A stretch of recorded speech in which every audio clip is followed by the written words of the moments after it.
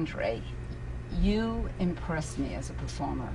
I've tried for many years, Sherry, you know that. And I can't think of a better way to spend my Monday than with you.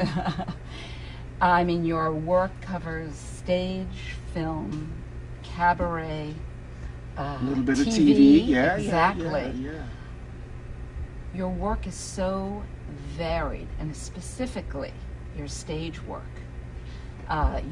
People know you mostly for The Wiz, for Ain't Misbehavin', Right. for Full Prymate, Monty, yeah. for Full Monty. Prymate. Play On, did you I know saw about Play On. Yeah, I saw Play On Duke Ellington music. Right. There was another show that I saw based on Mitchell Parish musical, Parish. Stardust. So I've seen in a lot. I've been around for a minute. But aside from musicals, you've done the Baccy at Delacorte Theatre. Yeah, New York Shakespeare Festival, yeah. With Classical Theatre of Harlem. Yes, You've I've done done 6 roles seasons with them. Lear, Caligula, Caligula, one of my favorites, Caligula. Langston Hughes, Black Nativity. Black Derek Walcott's Dream on Monkey Mountain. Yeah. A range of roles. What attracts you to a role? What makes you consider to take on a particular role? Sherry, when I'm offered a project, here's my cardinal rule. Can the project benefit from my participation? It matters not what the contract is offering. If the project doesn't benefit from my being involved in it, then why should I be wasting anybody's time, taking anybody's money, selling anybody a bag of shells? Because if the project benefits from my participation, then I, in the words of Tennessee Williams, can make voyages. And that's what actors must do. Otherwise, we can't do anything for our audience. Let's talk about past productions. What was the most challenging role from all the roles that you've played? The most challenging, and now we have to talk about in terms of language, we have to talk about in terms of honing my skills and the stamina of the inner athlete.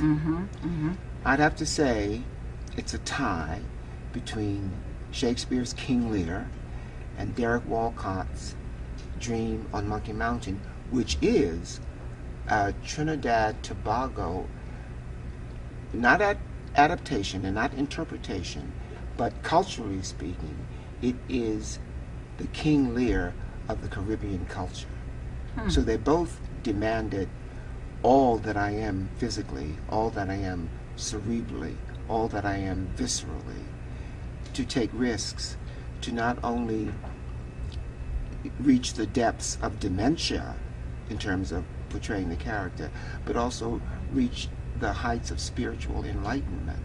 So it was a huge stretch in both of those pieces. You talked about taking risks. Yeah.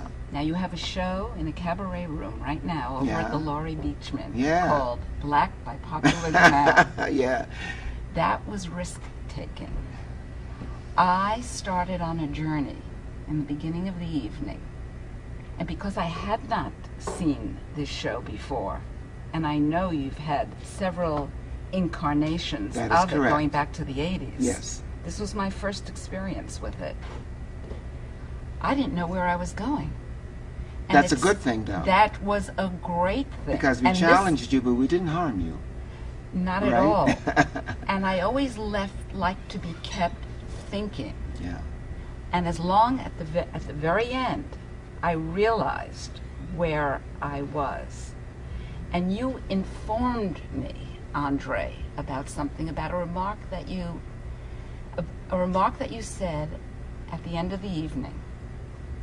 May 4th, 1970 was the 42nd anniversary. Was that it? The 42nd anniversary is 2012. But the original event happened on May 4th in 1970. Yes. Yeah. Kent State massacre is how it has gone down in history. Right. And then you made another statement. I'm just going to refer to my notes to it. You said, it is the artist's responsibility to explain how we got here So then members of the audience can then explain to others how we got here. Yes. And with that statement alone, your whole show makes sense to me. Excellent. I'm glad that worked, because sometimes an artist's intention doesn't always come out the way we want it to, because as many number of people who are in the audience bring those many different kinds of interpretations to the show. Of course. But when you get a consensus that this is what the guy intended and this is what we got from it, then that's a win-win situation.